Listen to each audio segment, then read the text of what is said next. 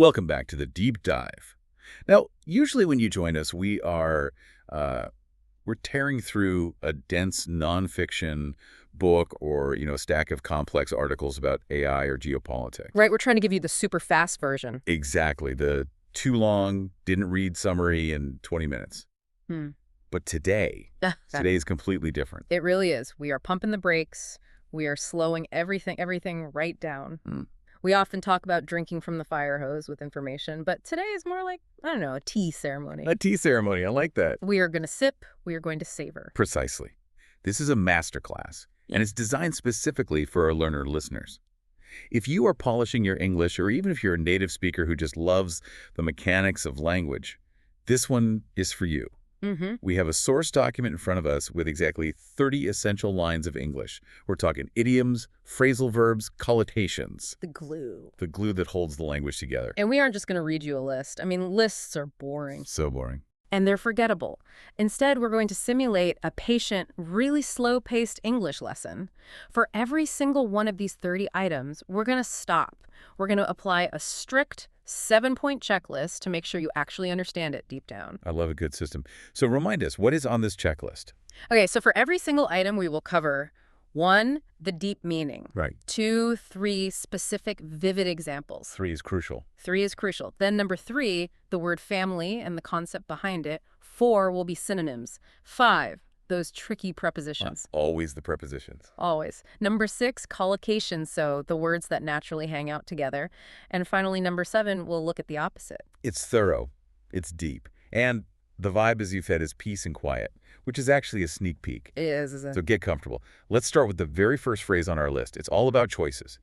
The phrase is, either way. Either way. Such a useful phrase to start with. The core meaning here, it's about indifference to a specific choice or sometimes inevitability. Okay, so indifference or inevitability. Yes. It basically means in both cases or whichever choice you make, the result is going to be the same. So it's used when the outcome doesn't really care about the path you take to get there. Exactly. Which can be quite a liberating feeling, actually. Let's look at 3 examples to make this stick. Let's do it. Okay, example 1. Imagine you're trying to decide on a restaurant with a friend.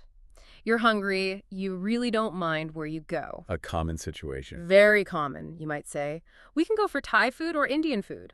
Either way, I'm just happy to not be cooking tonight. Right. It shows you're easygoing. The important thing is not cooking. Exactly. The outcome is fixed. You're eating out. Now, what about a scenario where it's more about a consequence? Okay, so less easygoing. Right. Picture a boss talking to an employee who's negotiating a deadline. The boss is being very firm. She says, you can finish this report tonight or you can come in at 5 a.m. tomorrow to do it. Either way, I need it on my desk by the morning meeting. Oof. Okay, that is not about being easygoing at all. That is pure inevitability. Correct. The choice of when you do it is yours, but the report on her desk is non-negotiable. Okay, and a third example. Let's look at a route. You're driving, you could say.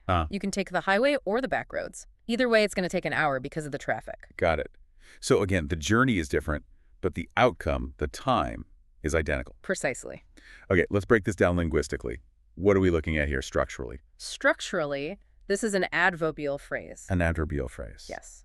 It modifies the whole sentence to show that the condition, the choice, doesn't affect the main verb. It sits in the semantic field of, well, choice and consequence. And if I wanted to use a synonym, if I wanted to sound maybe a little bit more formal? You could say in any case. That's very, very common. In any case. Or in any event, even more formally. But the best one-word synonym is regardless. Ah, regardless. I like that. Regardless, I need it on my desk. It works perfectly. Now, the trap. Prepositions. Do we need one here? Do learners get this wrong? They do sometimes. No preposition before it, usually. You don't say in either way. Right. You just say either way. But looking at collocations, our next point, it often sits at the very start of a sentence. Either way, it's fine. Or either way, that works for me. Okay, so it introduces the conclusion. Yes. And finally, the opposite. If either way implies that the choice doesn't matter, what would the opposite be? Well, it must mean that the choice is critical. It's the only thing that matters. Precisely. The opposite would be using words like specifically or only if. So if you say, I will go only if we take the train, That is the complete opposite of either way, I'll go. Got it. One choice has a specific outcome, the other has a different one. That makes perfect sense. Let's move to our next item. This is actually a double feature, you could say. Two phrases that are kind of flip sides of the same coin when it comes to time. We have come and go and wait and see. I love these two together. Let's look at come and go first. The meaning here is all about transience. Transience. Things not lasting. Exactly. It refers to things that appear for a short time and then leave. They don't stay. It really captures the rhythm of life, you know? Things appear and they disappear. Give me a painful example. I feel like that would make it stick. Okay, a painful one. My headaches are strange. They come and go without any warning. So it's intermittent. It's not a constant pain. Correct. It's not a chronic, steady pain. What about something more cultural? Fashion trends come and go so quickly. One day it's skinny jeans, the next it's baggy trousers. Right. They appear, they're popular for a while, and then they vanish. Exactly. And a third one, maybe about people. Okay. In a busy hotel lobby, you see guests come and go all day long. It implies this constant flow, this movement. Okay, so that's come and go. Now let's compare that to the second half. Wait and see. This feels slower, doesn't it? It does. The energy is completely different. It is. Wait and see is about patience. It's about suspending your judgment. It means to delay a decision or a reaction until you have more information. Example time. Okay. I don't know if it will rain for the picnic. We'll just have to wait and see. That's probably the most common usage, isn't it? For uncertainty about the future. Absolutely.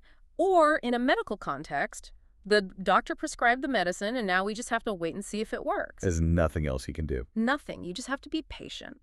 And for a business context, I'm not sure if this new marketing strategy is good. Let's wait and see what the numbers look like next month. So you're delaying your final opinion. You're delaying judgment. Now, here is a question for the learner. Can I swap the order?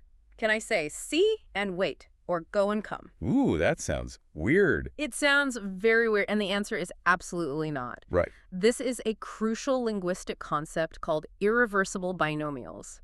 These pairs are frozen in time. So they're a fixed unit. A totally fixed unit. If you say go and come, you'll be understood, but you'll sound like a robot or a text translated by a machine. It is always come and go. It is always wait and see. That is a great tip. That's really the difference between being understandable and being fluent, isn't it? It's exactly that. Now, what about synonyms? For come and go, you could think of words like fluctuate or pass. For wait and see, you could say be patient or hold off. And the opposite? Well, the opposite of come and go would be remain, stay, or stagnate. Things that don't change. And for wait and see? The opposite would be decide immediately or jump to conclusions. To act without all the information. Precisely. I feel calmer already. Let's look at item number 3 on our list, up and down. Up and down. Simple words, but a deep meaning. Literally, of course, it's about vertical movement. Right. But metaphorically, and this is where the gold is, it refers to emotional fluctuation or mixed fortunes. Mood swings, good times and bad times. Exactly. Let's hit the examples. Start with a really simple literal one. Okay. The children were so excited they were jumping up and down on the bed. Easy to picture. Now, the emotional one. This is what people use when life is a bit complicated. Yes. His recovery after the surgery has been a bit up and down. He has good days and bad days. So it's not a smooth recovery. It's inconsistent. Correct. And a relationship example. Oh, this should be good. They have a very up and down relationship. One week they are in love. The next week they are breaking up. Very volatile. Fair. Word family-wise, this phrase acts as an adverb or an adjective phrase. It belongs to the semantic field of direction, of course, but also emotion. And here's a trap to avoid, I think. You wouldn't use it for things that are consistently bad or consistently good. You've hit the nail on the head. It implies oscillation. It implies the back and forth movement. If something is just bad, it's bad. It's not up and down. Got it. What about synonyms? You could say inconsistent, volatile, or fluctuating. And collocations. What verbs do we typically use with it? Well, you can look someone up and down, which implies you are judging them, looking at them from their head to their toes. Right, a bit of a critical gaze. Yes. Or you can walk up and down a room, which suggests you're pacing, maybe nervously. And the opposite. If something isn't up and down. It would be steady, flat, consistent, or stable. Moving on to number 4. This might be my favorite phrase in the entire English language. Peace and quiet. Peace and quiet. And notice the order again. It is never quiet and peace. Never. This implies a state of calm, of silence, and specifically a freedom from disturbance. It's not just that it's quiet, it's that nobody is bothering you. It's a feeling of relief, isn't it? It is. Example 1. When the children finally went to school, the mother made a coffee and just enjoyed the peace and quiet. That sounds lovely. Example 2. I don't want a big party for my birthday. I just want to rent a cabin in the woods and get some peace and quiet. So it's an escape from the noise of life. It is. And example 3, maybe in a negative sense, showing the lack of it. It is almost impossible to find any peace and quiet in the center of a city like Tokyo. Right. The constant noise. What are the synonyms here? More formal words would be tranquility, serenity, calmness. But peace and quiet is much more common, much more colloquial. And collocations. We usually get it or find it, Yes. right? I need to get some peace and quiet. Or I'm looking for a bit of peace and quiet. It's often used with some or a bit of. And the opposite is my life on a Monday morning. The opposite is noise, chaos, disturbance, a hubbub, or a racket. A racket, I like that word. Okay, rounding out this first section on binomials, we have item number 5. Backwards and forwards? Backwards and forwards. Literally, this is repetitive movement in one direction and then in the reverse. Simple enough. But metaphorically, it can imply indecision or a stalled progression, like an argument that isn't going anywhere. Let's visualize this. Give me example 1. The ferry travels backwards and forwards across the river all day long. A set route, a repetitive action. Exactly. Example 2, involving body language. He was so nervous before the interview that he paced backwards and forwards in the hallway. Okay, I can see that. And example 3, the metaphorical one, about a discussion. We argued backwards and forwards about the price for hours, but we just couldn't agree. So no progress was made, just covering the same ground over and over. Precisely. Now, a quick grammar note. I see you've noticed the "es" on the end of those words. I have. Backwards and forwards. Yes. In British English, that "es" is very common. In American English, you will often see backward and forward without the "es." So both are correct. Both are correct, but backwards and forwards is the standard phrase in the UK and Australia and many other places. It's good to be aware of the difference. What about synonyms? To and fro. That's a lovely, slightly older phrase that means the exact same thing. To and fro. Or back and forth. That is the very common American synonym. Right, I hear that one a lot. And collocations. You go backwards and forwards. You travel backwards and forwards, or you rock backwards and forwards in a chair. And the opposite would be actually making progress. Yes. Moving straight ahead, going directly, or acting decisively. Okay, that wraps up our first section. Let's shift gears. We are moving into section 2, which we're calling states of being and contrasts. And item number 6 is a really great pair. Out of tune, in tune. Out of tune and in tune. This is such a great metaphor. Literally, it's about music. Is the note correct? Is the pitch right? Right. But we use it constantly to talk about social harmony and agreement with other people or ideas. Let's start with the music so we understand the base meaning. Okay. The school orchestra sounded terrible because the violins were all out of tune. Horrible screeching sound. Exactly. Now, the positive musical example. When a choir is perfectly in tune, it can send shivers down your spine. It's a beautiful, harmonious sound. Now let's look at the metaphorical one. This is the reading the room usage, right? Right. The politician's speech was completely out of tune with what the young voters wanted to hear. Which means he didn't understand them. He wasn't connecting with them. Yes, he was on a completely different frequency. He misjudged the mood. Okay, so the word family here, this is an adjective phrase, and the semantic field is harmony or agreement. What about the prepositions? This is where learners really trip up. Oh, this is a huge trap here. We say in tune with something or out of tune with something. Oh. You are not in tune to someone. You are in tune with them. His ideas are in tune with the company's vision. That's a great tip. Synonyms. For out of tune, you could say discordant, off-key, or clashing. And for in tune. Harmonious, aligned, or sympathetic. And the opposites. Well, they are opposites of each other, plainly. Simple enough. Item number 7, off-duty, on-duty. Off-duty and on-duty. This is all about your working status. On-duty means you are officially working, you are responsible, you are liable. Right. Off-duty means you are free, but it also speaks to a mindset. Give me a clear example of the status first. The security guard is on duty from 9 p.m. until 6 a.m. That's his shift. Okay. And an example of being free. Don't ask him about work right now. He is off duty and trying to relax with his family. It's his personal time. Exactly. And an example where that line gets a bit blurry, Even though the doctor was off duty and just walking through the park, she rushed to help when the man collapsed on the train.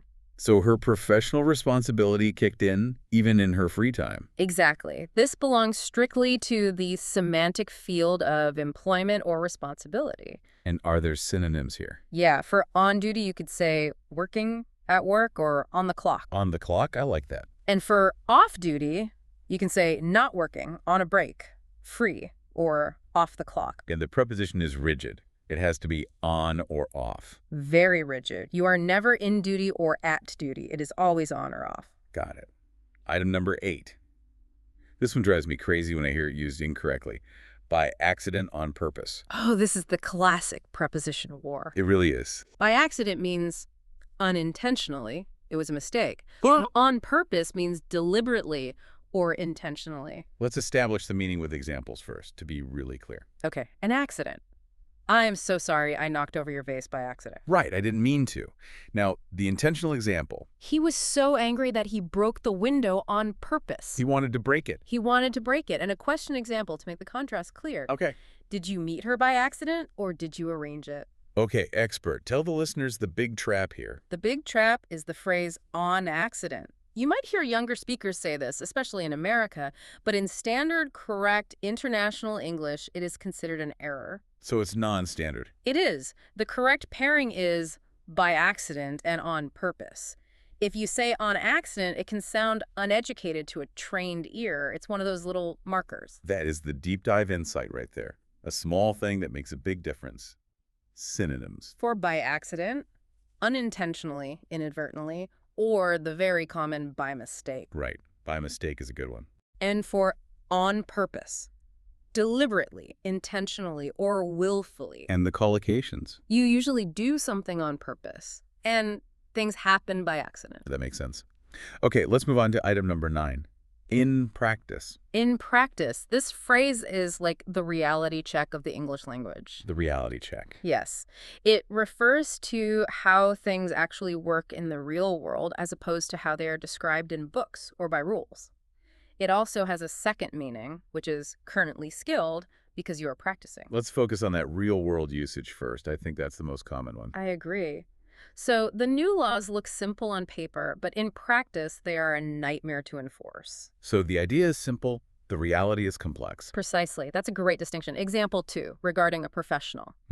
My father is a lawyer, but he hasn't been in practice for years. He teaches at the university now. This means he is not actively working as a lawyer. Okay. And the skill usage. I used to be very good at playing the piano, but I'm not really in practice anymore, meaning my skills are rusty.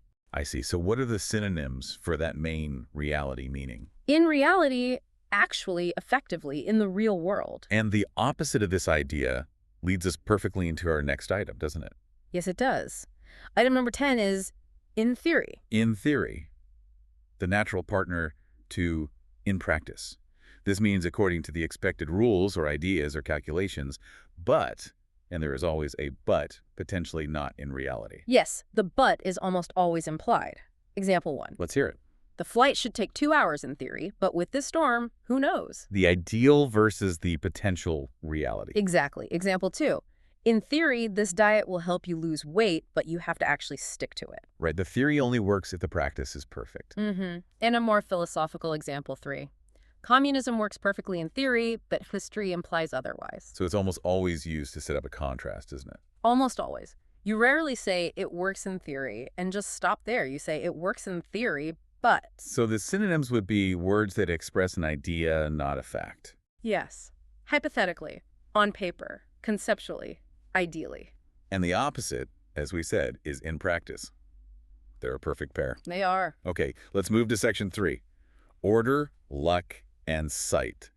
Item number 11 is another pair you see on signs everywhere. In working order, out of order. Yes. In working order simply means functioning correctly. Out of order means it's broken. Let's start with the frustrating one. Example 1. I walked all the way to the ATM in the rain, but it was out of order. Ugh, the worst. Example 2, the positive one. Before you buy a used camera, you should always check that the shutter is in working order. So you're checking its function. You are. And example 3, another common frustration. The elevator's out of order, so we have to climb 10 flights of stairs. Okay. The semantic field here is clearly mechanics and functionality. What about synonyms For in working order, you can say functional, operational, or simply running. Hmm. For out of order, you can say broken, faulty, defective, or in IT language, down. The server is down. Right. Okay, number 12. Out of control. Under control. Out of control means chaotic, wild, unmanageable. Under control means the opposite. Managed, calm, contained. Let's go with a disaster-style example first. Okay. The brush fire got out of control within minutes because of the high winds. It's unmanageable.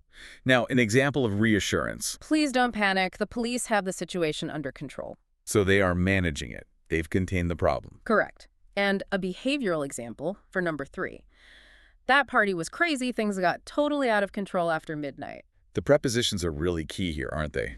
Under versus out of. Yes. Think of under for control, like you are holding something down, suppressing it, and out of for lack of control, like something has escaped from its box. That's a great way to visualize it. Synonyms. For out of control, wild, unruly, chaotic. And for under control. Managed, handled, or just calm.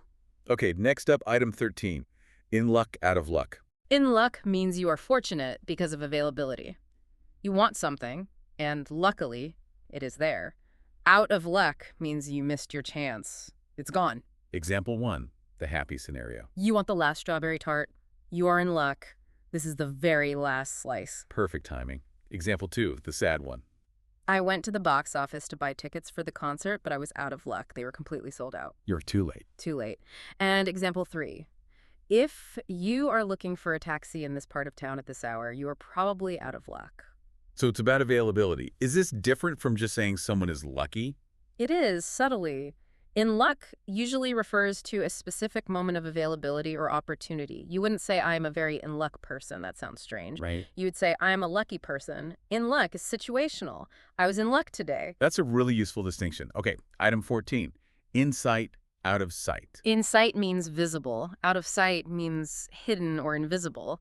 But we also use this metaphorically for goals and the end of a long process. Let's do a literal example first, maybe from an old sea voyage. I like that. We sailed for 3 weeks across the empty ocean before land was finally in sight. A moment of great relief. Yes. Example 2, literal movement. Watch the dog in the park. Don't let him get out of sight. Keep him visible. Mm-hmm. And example 3, the metaphorical one. This project has been absolutely exhausting, but the end is finally in sight. You can see the finish line. That's a very common one in business. What about collocations? Well, you can keep something in sight. You can also lose sight of something, which can mean literally losing them visually, or more metaphorically, forgetting your purpose or your goals. And there's a famous proverb, isn't there? There is, out of sight, out of mind. If you don't see something or someone, you forget about them. True enough. In item 15, in season, out of season. In season refers to the natural time of year for produce, like fruits and vegetables, or for activities. Out of season is the wrong time. Example 1, food. Tomatoes taste so much better when they are in season. They're fresh, they're local. Definitely. Example 2, travel. It is much cheaper to visit the beach resort when it is out of season, but the weather is much colder. So there's a trade-off. There is. And example 3, maybe an activity. You cannot hunt ducks right now. They are out of season. There are rules to protect them. Right, so this connects to nature, agriculture, tourism, and cycles of time. Exactly. Let's move to section 4, modes of communication and mindset. Item number 16 is a tricky grammar point. On the phone, by phone. This is a classic learner mistake area. They seem so similar, but on the phone refers to the activity you are doing right now. You are in the middle of a conversation. Okay, the action. The action. By phone refers to the method or medium of communication. Let's clarify this with examples. Example 1. I'm sorry, I can't help you with the dishes right now. I am on the phone with my mother. It describes what I am currently doing. You're busy. Example 2, the method. You can book the appointment online, in person, or by phone. It's one of the options. I see the difference now. And a third example for on the phone. She spends way too much time on the phone every day. It's about the activity of talking on the phone. So you would never say, I am by phone. That sounds wrong. It sounds very wrong. Never. That sounds like you are standing next to a telephone. Got it. Item 17, in writing, written. Another important distinction. In writing focuses on the form as evidence. It's about having official, documented proof. So it has a legal or official feel. It does, whereas written is simply the adjective describing the object, a written note, a written exam. Okay, let's have an example for in writing. Verbal promises are nice, but if this is a serious job offer, I need to get it in writing. You want the contract. You want the proof. Example 2. If you want to cancel your gym membership, you must submit a formal request in writing. It has to be documented. Exactly. And example 3, using written as the adjective. After being late 3 times, he received a formal written warning from his boss. So the warning was the object, and it was in a written format. Precisely. And the opposite of in writing. It would be verbally, orally, or by word of mouth. Perfect. Item 18, in confidence. In confidence. This is a very important social phrase. It means secretly, with a strong bond of trust. If I tell you something in confidence and you tell someone else, you have betrayed that trust. It's about secrecy and respect. Deep respect. Example 1. I am telling you this in confidence, so please do not post it on social media. A very modern example. It is. Example 2. The lawyer and the client spoke in confidence. This is legally protected. And for a third example, you can add an adjective to strengthen it. She told me her secret in strict confidence. So collocations. Strict confidence is the big one then. That's the main one. And the negative is a breach of confidence. That's when you break that trust. Item 19, on your mind. On your mind. Now, this is different from something being in your mind. In your mind just means you're thinking it. If something is on your mind, it is weighing on you. You are thinking about it continuously, usually with some worry or focus. So it's heavier. It's a burden. Yes. The preposition on suggests a burden, a weight. Example 1. You haven't said a word all through dinner. Is there something on your mind? You look worried. Exactly. Example 2. I'm sorry I forgot your birthday. I have had a lot on my mind lately. It's an apology and an explanation. And example 3. A supportive phrase. Don't keep it inside. Tell me what is on your mind. It feels heavy, like a weight on your head. That on really makes a difference. It really does. Item 20, at once, straight away. At once and straight away. These both primarily mean immediately. Straight away is perhaps a little more common in British English. Okay. But at once has a tricky second meaning. It can also mean simultaneously or all at the same time. Let's do the immediately examples first. One for each. Okay. The fire alarm rang and we left the building at once. And with straight away. I knew I had made a terrible mistake, so I went to apologize straight away. No delay. Okay, now the simultaneous meaning of at once. The teacher got angry because all the students started talking at once. They were all speaking at the same time. That would be very noisy.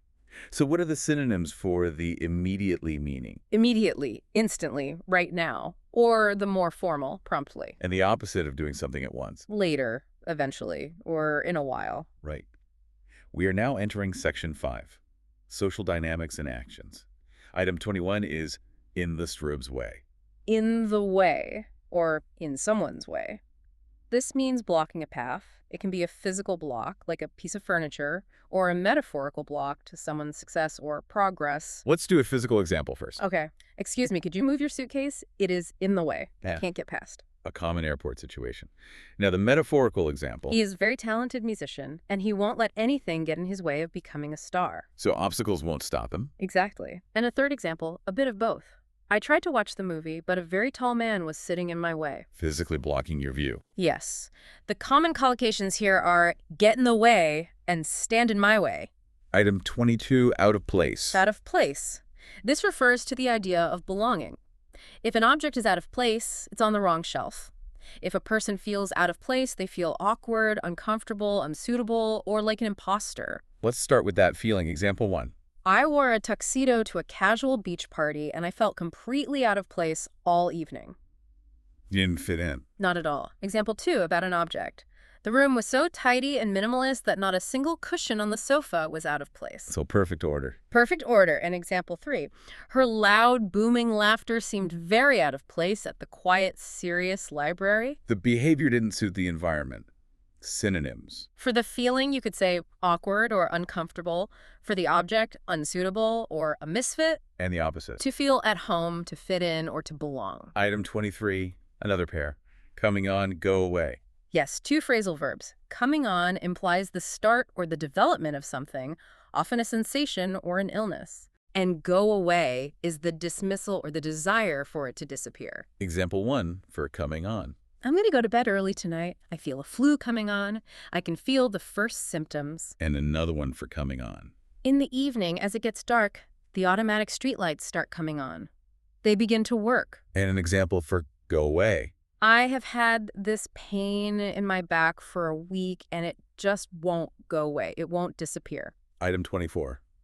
Laying the table. Laying the table. This is very common in British English. It means setting up the plates, the forks, knives, and spoons for a meal. And in the U.S., what would you hear?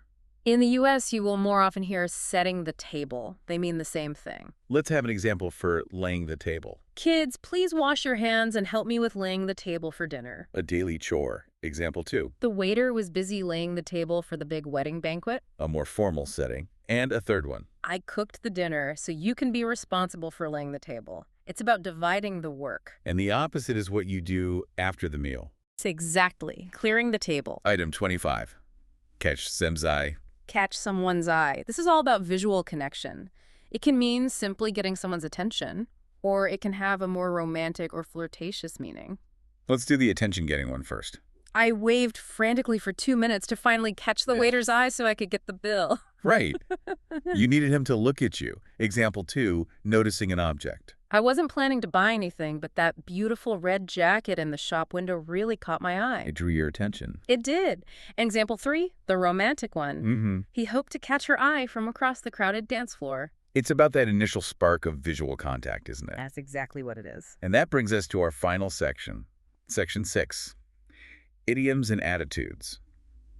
Item 26 is make a move. Make a move. This is a very versatile phrase. It can mean to leave a place. Okay. It can mean to take action, especially in a strategic sense, like in a game. Or it can mean to make a romantic advance, to flirt. Let's do an example for each. First, leaving. It's getting late. It's almost midnight. We should probably make a move, meaning let's go home. Okay. Now, strategy. The police waited outside the building for the suspect to make a move, for him to take action. So they could react. And the romance example. They have been friends for years, but he is too scared to make a move and ask her on a date. So the synonyms really depend on the context. They do. It could be depart, act, initiate, or even hit on somebody. Right. Item 27, miss the point. Miss the point. This means you fail to understand the core message or the main idea of something. You are focusing on the small details and missing the big picture. This happens all the time in arguments. All the time. Example 1. I told him the sad story to make him feel sympathy, but he just got angry about a small, unimportant detail. He completely missed the point. Right. He didn't understand your intention. Not at all. Example 2, a literary one. If you think the novel Moby Dick is just a book about a whale, you really miss the point. It's about much more than that. So much more. And example 3. Stop arguing about the font size on the slide. You are missing the point of the whole presentation. The message is more important than the font. And the opposite of this Would be to get the point, to understand, or to grasp the main idea. Item 28. Keep a straight face. Keep a straight face. This describes the physical effort of stopping yourself from laughing or smiling when you really, really want to. It's about self-control. It is. Example 1. When he slipped on the banana peel, it was like something from a classic comedy, and I just couldn't keep a straight face. You burst out laughing. I did. Example 2. The teacher tried her best to keep a straight face while listening to the student's incredibly creative and ridiculous excuse. She wanted to laugh, but had to stay serious. Exactly. And a third example. He is a great poker player because he can always keep a straight face. He never reveals his emotions. Item 29. Be on the go. On the go. This is the anthem of modern life, isn't it? It really is. It means to be very busy, very active, constantly moving, not stop. Example 1. Sit down and have a cup of tea. You have been on the go since 6 a.m. this morning. You need a break. You do. Example 2. She loves her job as a sales representative because she hates sitting at a desk. She likes to be on the go all day. So she enjoys being active. And example 3. I was so busy today I didn't have time for lunch, so I just grabbed a sandwich to eat on the go. Eating while you walk or drive. Yes. And the opposite of being on the go. Would be sedentary, relaxing, or stationary. Perfect. And finally, we've reached item number 30. This one is a bit vague, but really powerful. Have a thing about striv. Have a thing about, I love this phrase. It uses the very vague word thing to represent a strong, specific, and often irrational emotion. Okay. It can mean an obsession, a strong liking, or a phobia or dislike. The context is everything. So you have to listen carefully to understand if it's positive or negative. You do. Let's show the contrast. Example 1, fear or dislike. Okay. I can't go into that old dark basement. I have a thing about spiders. That clearly means a fear, a phobia. Yes. Now, example 2, a strong liking or obsession. He really has a thing about 1980s Japanese pop music. He knows every band. So that's a passion. It is. And example 3, it can also mean a strong annoyance. Okay. Please don't click your pen like that. I have a thing about repetitive noises. It drives me crazy. It's a very natural, very human way to explain a personal quirk, isn't it? It is. It softens the obsession or the fear. Instead of saying, I have arachnophobia, which is very clinical, you just say, I have a thing about spiders. It's much more conversational. And that is number 30. We made it through the whole list. We did. We just walked through the landscape of daily English life, really. From the indifference of either way right at the start to the busyness of being on the go at the end. And hopefully you, the listener, found some peace and quiet in this lesson. A moment to just focus. To the learner listening right now, please don't try to memorize all 30 of these today. That's not the point. Pick one. Just one. Just one that you liked. Use it in a text message. Use it in a meeting. Say it to yourself. Make it yours. That is the only way to learn. Not in theory, but in practice. A perfect way to end it. So, what's the big takeaway? Why are these phrases so important? They're the glue. We said it at the start. They are what turns robotic textbook speech into natural flowing conversation. This is how you stop sounding like you're translating in your head. It's about connection, not just communication. Exactly. So here's a final provocative thought for you to think about. We learned the phrase wait and see, which is about patience, and we learned at once, which is about immediacy. Language controls our perception of time. So if you changed your personal vocabulary to be more urgent, to use more words like at once and immediately, would your life actually speed up? Something to think about. Thanks for listening to this deep dive. We'll see you next time.